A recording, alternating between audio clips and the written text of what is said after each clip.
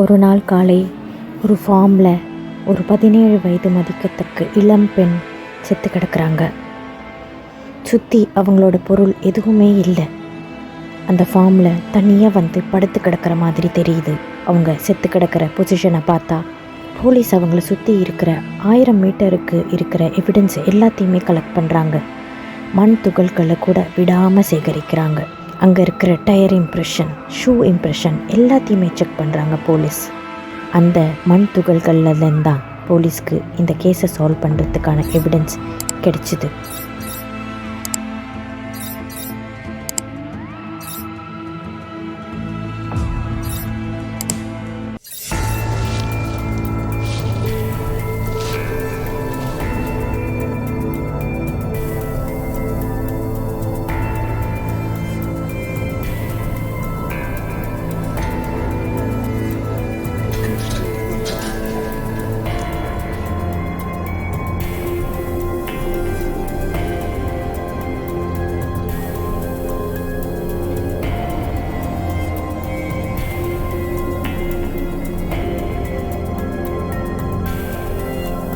இறந்து போன பொண்ணோட பேர் ஃப்ளாரன்ஸுங்கிறத கண்டுபிடிக்கவே போலீஸுக்கு 2 நாள் ஆகுது.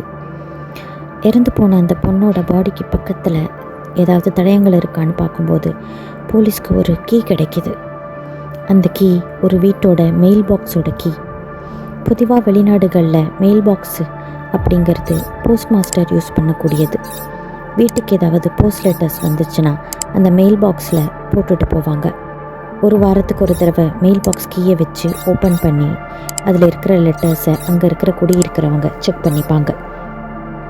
அப்படி ஒரு மெயில் பாக்ஸ் கீ மட்டும்தான் போலீஸ்க்கு இந்த கேஸில் முதல் கட்ட தடயமாக கிடைக்கிது. அதை வச்சுட்டு போலீஸ் ஸ்குவாட் என்ன பண்ணுறாங்கன்னா, அந்த சின்ன ஊரான டெலினோவில் இருக்கிற அத்தனை வீடுகளின் வெளியில் இருக்கிற மெயில் பாக்ஸையும் திறக்க முயற்சி செய்கிறாங்க. நார்த் சைடு ஆஃப் டெலினோவிலேருந்து ஆரம்பிக்கிற இந்த பயணம் சவுத் சைடு வரைக்கும் தொடருது. 2 நாளின் முடிவில் ஒரு அப்பார்ட்மெண்ட்டோட மெயில் பாக்ஸ் ஓப்பன் ஆகுது போலீஸ்க்கு. அதே கீயோட பஞ்சில் இன்னொரு கீயும் போலீஸ்க்கு இருக்குது. அந்த கீயை வச்சு அந்த அப்பார்ட்மெண்ட்டை ஓப்பன் பண்ண முடியுதான்னு முயற்சி செய்கிற போலீஸுக்கு அந்த அப்பார்ட்மெண்ட்டை ஓப்பன் பண்ண முடியுதான்னு போலீஸ் முயற்சி செய்கிறாங்க. அந்த கீ அந்த அப்பார்ட்மெண்ட்டை ஓப்பன் பண்ணுது. உள்ள ஒரு 55 வயது நிரம்பிய நர்ஸ் இருந்திருக்காங்க. அவங்கக்கிட்ட முதல் கட்ட விசாரணையில் தெரிய வருது என்னன்னா, அவங்க பொண்ணான ஃப்ளாரன்ஸை 2 நாளாக காணும் என்பது தான். அவங்க ஆல்ரெடி போலீஸில் கம்ப்ளைண்ட்டும் கொடுத்துருக்காங்க இதை பற்றி. இப்போ போலீஸ் யூகிக்கிறது என்னென்னா, அந்த ஃபார்மில் இறந்து போன அந்த 17 வயது இளம் பெண் ஃப்ளாரன்ஸாக இருக்கும்னு போலீஸ் சந்தேகப்படுறாங்க. அந்த நர்ஸ்கிட்டேருந்து, அதாவது ஃப்ளாரன்ஸோட அம்மா கிட்டேருந்து டிஎன்ஏ சாம்பிள்ஸ், பிளட் சாம்பிள்ஸையும் கலெக்ட் பண்ணுறாங்க போலீஸ். அதை இறந்து போன பெண்ணோட டிஎன்ஏவோட மேட்ச் பண்ணதில் எக்ஸாக்டாக மேட்ச் ஆகுது. இப்போ போலீஸ் அந்த தாய்கிட்ட தான் பொண்ணு இறந்து போன விஷயத்தை தெரிவிக்கிறாங்க. 17 வயது நிரம்பிய ஃப்ளாரன்ஸ் ஹை ஸ்கூலில் படிச்சுட்டு வந்திருக்காங்க. அந்த ஸ்கூல் பொலிட்டிக்கல் லீடராகவும் அவங்க இருந்திருக்காங்க. பேஸ்பால் சாம்பியனாகவும் இருந்திருக்காங்க. படிப்பில் ரொம்ப சுட்டியாக இருந்திருக்காங்க. தான் உண்டு தான் வேலை உண்டுன்னு ஸ்கூலில் எப்பவும் இருந்ததாக தான் ஃப்ரெண்ட்ஸை விசாரித்தப்போ போலீஸுக்கு தெரிய வருது. இவ்வளோ ஒரு நல்ல பெண்ணை இப்படி கொடூரமாக கொலை செஞ்சது யாருன்னு போலீஸுக்கு இப்போ கண்டுபிடிக்க கஷ்டமாக இருக்குது. ஏன்னா எந்த இடத்துலேருந்துமே ஃப்ளாரன்ஸ் தப்பான பொண்ணுன்னோ, ஒரு ட்ரக் யூஸ் பண்ணுற பொண்ணுன்னோ, இல்லை ஆல்கஹால் கன்சியூம் பண்ணுற பொண்ணுன்னோ போலீஸ்க்கு எந்த தகவலுமே கிடைக்கல. அந்த மாதிரி தகவல்கள் இருந்தால் பொதுவாக எனிமீஸ் கொஞ்சம் பேர் இருப்பாங்க. அதை வச்சு போலீஸுக்கு விசாரிக்கவும் ஈஸியாக இருக்கும். ஆனால் ஃப்ளாரன்ஸை பொறுத்த வரைக்கும் அவங்க ரொம்ப நல்ல பொண்ணாக இருந்ததுனால எந்த வகையிலுமே எனிமீஸ் ஃப்ளாரன்ஸுக்கு இருந்திருக்க வாய்ப்பே இல்லைன்னு தான் எல்லாருமே ஒரே மாதிரி சொல்கிறாங்க. அதனால் ஃப்ளாரன்ஸோட பாடிக்கு பக்கத்தில் இருக்கிற மண் துகள்களையும் அங்கே இருக்கிற finger prints, shoe prints, tyre பிரிண்ட்ஸை வச்சு கொலைகாரனை நெருங்க முடியுமான்னு போலீஸ் முயற்சி செய்கிறாங்க. போலீஸுக்கு அங்கே இருந்த மண்லேருந்து ரொம்ப தெளிவான ஷூ பிரிண்ட்ஸும் ரொம்ப தெளிவான டயர் பிரிண்ட்ஸும் கிடைக்கிது. ஆனால் ஒரே டைப் ஆஃப் ஷூ பிரிண்ட்ஸ் மட்டும்தான் போலீஸ்க்கு கிடைக்கிது. இதனால் போலீஸ் என்ன நம்புகிறாங்கன்னா, ஃப்ளாரன்ஸ் அந்த இடத்துக்கு நடந்து வந்திருக்க வாய்ப்பில்லைன்னு, கொலைகாரன் கொன்று தான் ஃப்ளாரன்ஸ் அங்கே இழுத்துட்டு வந்து போட்டுக்கான்னு நம்புகிறாங்க. ஏன்னா ஒரு டைப் ஆஃப் ஷூ பிரிண்ட்ஸ் மட்டும்தான் கிடைக்கிது. அது அந்த கொலைகாரனோட தான் இருக்கும்னு போலீஸ் நம்புகிறாங்க. மேலும் அங்கே கிடைச்ச டயர் பிரிண்ட்ஸ் கொலைகாரன் ஃப்ளாரன்ஸை கொன்று கொண்டு வரத்துக்கு யூஸ் பண்ணப்பட்ட வெஹிக்கிளோட டயர் பிரிண்ட்ஸாக இருக்குன்னு போலீஸ் நம்புகிறாங்க. அந்த டயர் பிரிண்ட்ஸில் கிடைச்ச நேமை வச்சு அந்த டயர் என்ன டைப் ஆஃப் டயர், எந்த கம்பெனி டயருங்கிறத போலீஸால் யூகிக்க முடியுது. அந்த ஷூ பிரிண்ட்ஸும் ரொம்ப தெளிவாக தெரிஞ்சதுனால அது ஒரு புது வகையான ஷூவாக இருக்கும். கொலைகாரன் கொலை செய்கிறதுக்கு ஓரிரு நாள் முன்னாடி வாங்கின ஷூவாக தான் இருக்கும்னு போலீஸ் நம்புகிறாங்க. அது ஒரு சின்ன டவுனுங்கிறதுனால ஃப்ளாரன்ஸ் இறந்த விஷயம் சீக்கிரமாக எல்லாருக்கும் பரவிடுது. அப்படி அந்த விஷயம் பரவினதுனால தான் போலீஸ்க்கு கொலைகாரனை பற்றி ஒரு முக்கியமான க்ளூ ஒரு ஃபோன் கால் மூலமாக கிடைக்கிது. ஃப்ளாரன்ஸ் இறந்து போன அன்னைக்கு நைட்டு ரெட் கலரில் ஒரு பெரிய ட்ரக்கை ஒருத்தர் பார்த்ததா போலீஸ்க்கு கால் பண்ணி இன்ஃபார்ம் பண்ணுறாங்க. அந்த ட்ரக் ரொம்ப வித்தியாசமாக இருந்ததாகவும் இது வரைக்கும் அந்த ஊரில் அந்த ட்ரக்கை தான் அடிக்கடி பார்த்ததில்லைன்னு சொல்கிறாங்க. மேலும் அந்த ஃபார்மை யாருமே யூஸ் பண்ணாததுனால ட்ரக்கை அங்கே யார் கொண்டாந்து நிறுத்திட்டு என்ன செஞ்சிட்ருப்பாங்கன்னு இவங்க யோசிச்சுட்டே தான் இருந்ததாகவும் சொல்கிறாங்க. ஆனால் அங்கே எந்த வேறு சத்தமும் கேட்காததுனால எந்த பிரச்சனையும் இல்லைன்னு இவங்க நம்பிட்டதாகவும் சொல்கிறாங்க. ஃப்ளாரன்ஸோட சொந்தக்காரங்களும் ஃப்ரெண்ட்ஸும் சொல்கிறது என்னென்னா, ஃப்ளாரன்ஸ் கடைசியாக எல்லாரும் பார்த்தது ஃப்ளாரன்ஸோட கசின் வீட்டில் வச்சு.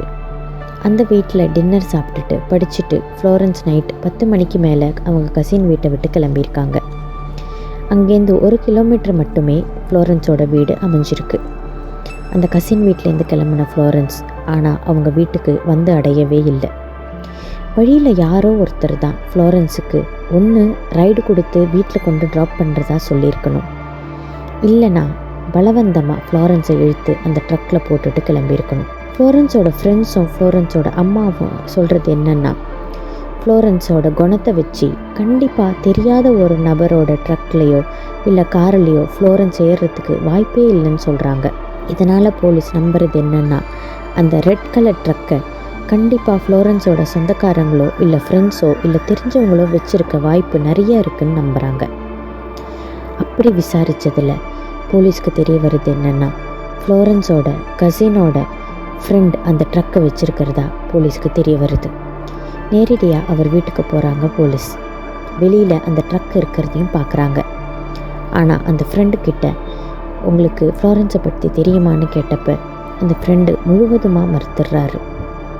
தனக்கு ஃப்ளாரன்ஸை தெரியும்னும் தான் பார்த்துருக்காங்கன்னும் ஆனால் இந்த கொலைக்கும் தனக்கும் எந்த சம்மந்தமும் இல்லைன்னும் அந்த ஃப்ரெண்டு சொல்லிடுறாரு. ஆனால் அந்த கசினோட அந்த ஃப்ரெண்டான டேனியலுக்கு ஏகப்பட்ட க்ரைம் ஹிஸ்ட்ரி இருந்திருக்கு. நிறைய கேஸில் லாஸ் ஏஞ்சல்ஸில் கைது செய்யப்பட்டிருக்கார் அவர்.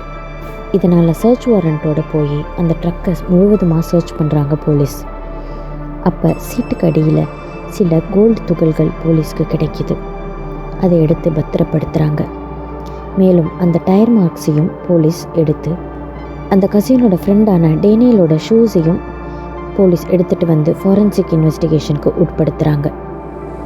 இது மூணுமே தெளிவாக காட்டுறது என்னென்னா, ஃப்ளாரன்ஸ் அந்த ஃப்ரெண்டான டேனியலோட ட்ரக்குக்குள்ளே இருந்திருக்காங்க என்பது தான்.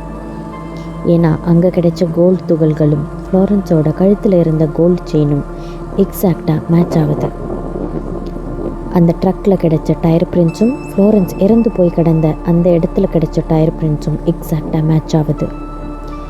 மேலும் அங்கே இருந்த ஷூ பிரிண்ட்ஸும், அந்த ஷூ மேலே ப்ரௌன் கலரில் ஏதோ துகள்கள் போலீஸ்க்கு தென்பட்டு இருக்குது. அதை இன்வெஸ்டிகேட் பண்ணதில் போலீஸ்க்கு தெரிய வருது அது ஒரு பிளட் சாம்பிள் என்பது. அதை டிஎன்ஏ அனாலிசிஸ்க்கு உட்படுத்தும் போது அந்த பிளட்டும் ஃப்ளாரன்ஸோட பிளட்டும் எக்ஸாக்டாக மேட்ச் ஆகுது. இதையெல்லாம் வச்சு அந்த டேனியல் கிட்ட கன்ஃபஸ் பண்ணும்போது அவர் குற்றத்தை ஒத்துக்கிறாரு. இந்த கேஸில் ஃப்ளாரன்ஸ் செஞ்ச ஒரே தப்பான ஒரு இடத்துல தப்பான டயத்தில் அங்கே இருந்தது மட்டும்தான்.